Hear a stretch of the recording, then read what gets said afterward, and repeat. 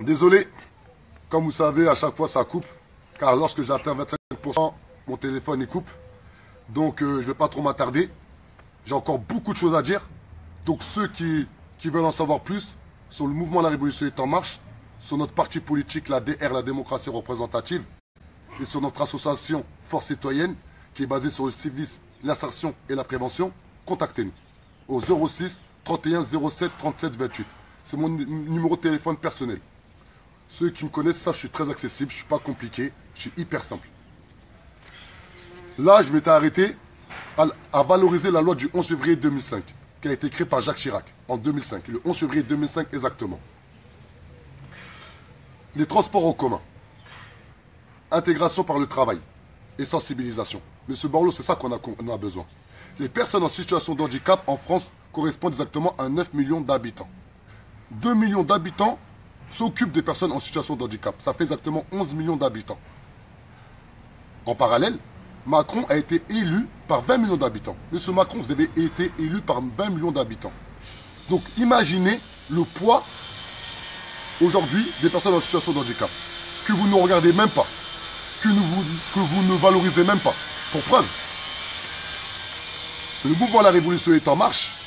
On a fait une mobilisation devant le CSA par rapport aux personnes sourdes et malentendantes pour l'accessibilité en termes de communication. Et là, nous sommes en train d'organiser une grosse mobilisation devant le ministère de la Culture. Car ça ne peut plus durer. Aujourd'hui, les personnes en situation de handicap, surtout les sourds et malentendants, ne sont pas respectées en France. Pour preuve, pour essayer de valoriser la loi du 11 février 2005 par rapport à nos faibles moyens, ça fait plus de 1 an, on donne des cours de langue des signes gratuits à Aulnay-sous-Bois et à Bobigny. Ensuite, il y a aussi le cas des étrangers, monsieur Borloo. Vous avez oublié les étrangers en situation régulière, voire irrégulière. Vous parlez d'insertion dans vos projets, j'entends insertion, insertion. Vous voulez nous insérer, nous, Français? On est chez nous. Vous voulez m'insérer comment dans mon propre pays? Non, parlez d'intégration, encore pire, d'intégration. Parce que insertion, c'est normal, mais intégration. Vous parlez d'intégration, je suis chez moi, je suis un Français. Mais vous n'avez pas intégré mon père. Car si vous aurez intégré mon père, monsieur Borloo, vous aurez donné le droit de vote à mon papa à l'échelle municipale. Car mon père, il a toujours payé des impôts. Mon père il a contribué à l'essor de la ville d'Aulnay-sous-Bois. Mon père n'a jamais été respecté par la République. Ensuite, les personnes en situation irrégulière. Moi, j'ai mon oncle. Ça fait plus de 10 ans qu'il est en France. Il travaille. Il a tout pour avoir les papiers. Vous ne lui avez jamais donné les papiers à la République française. Monsieur Macron, vous n'avez jamais donné les papiers à mon oncle qui est au foyer, des 3000. Ça fait plus de 10 ans. Il attend d'avoir au moins la carte de séjour. C'est ça qu'on a besoin, nous, monsieur Borloo, dans nos quartiers, dans nos villes, dans nos banlieues. C'est que la République protège tout à chacun. Car la France reste un pays d'accueil. Ça, ne l'oubliez jamais. Je vais vite, car ça va pas te couper. Ensuite, il y a la santé. L'État impose aux municipalités la mise en place des quotas Linky. L'État nous impose les 11 vaccins obligatoires. L'État a diminué les subventions liées à la recherche et à la prévention par rapport au virus du VIH, le sida. Lui, les quotas Linky de Enidis, anciennement dit EDF, qui sont cancérigènes, qui nous privent de notre liberté individuelle et qui sont assez coûteux. Et qu'un rapport d'un amont a bien précisé que oui, ça nous privait réellement de nos libertés individuelles. Monsieur Borloo, faites-nous enlever ces quotas Linky. Monsieur Borloo, les quotas Linky créent un problème psychologique à beaucoup de personnes dans nos banlieues, monsieur. Car ils nous imposent ces quotas Linky via les bailleurs sociaux. Ensuite, les vaccins obligatoires. On n'a tellement pas de connaissances par rapport à tout ce qui est institut pharmaceutique qu'on a peur pour nos enfants, monsieur, par rapport à l'aluminium. Et pour finir, le sida. En France, il y a exactement plus de 6000 personnes qui meurent chaque année du virus du sida. Il y a, on va dire, une personne sur 10 est atteinte, une personne sur 20, je ne vais pas dire les chiffres, je ne vais pas dire n'importe quoi, mais il y a beaucoup de personnes atteintes du sida qui ne sont même pas au courant qu'ils ont le sida.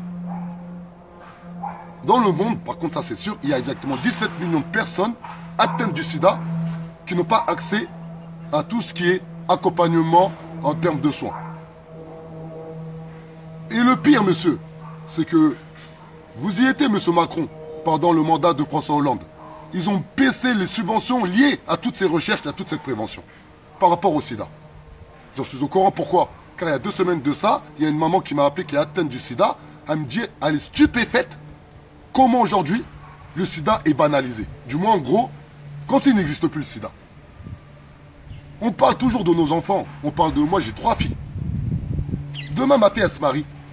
Et ma fille tombe sur un homme.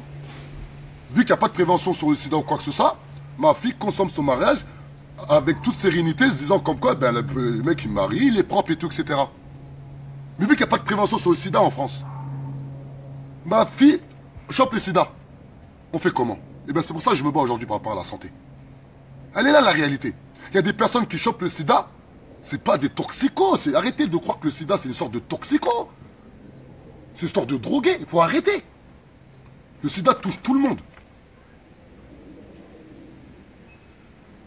Et surtout, l'éducation. L'éducation est le seul point positif du plan banlieue rédigé par M. Borloo, qui a beaucoup d'idées qu'on rejoint, nous, le mouvement de la Révolution est en marche. Comme exemple, dans son projet, il parle de faire voyager les gens, les faire sortir en gros de leur quartier. Il n'a pas tort. Oui, M. Borloo, là, vous n'avez pas tort. On peut quand même reconnaître que dans vos projets, votre projet, il est beaucoup basé sur l'éducation.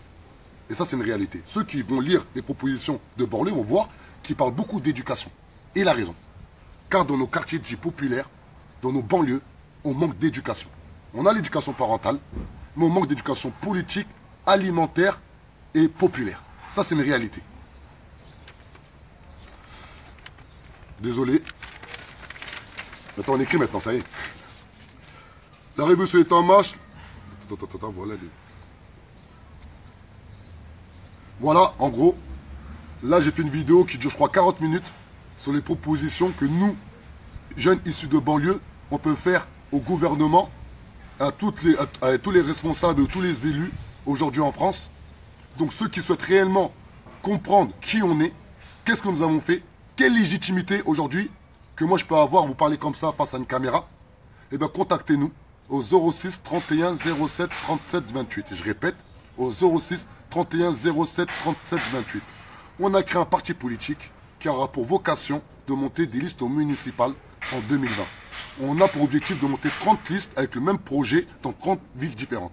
Là, aujourd'hui, nous sommes à Aulnay-sous-Bois, Bobigny, Bondy, Saint-Denis, Noisy-le-Grand, Sarcelles, Bagnolet et plusieurs autres villes. Donc contactez-nous et n'hésitez pas.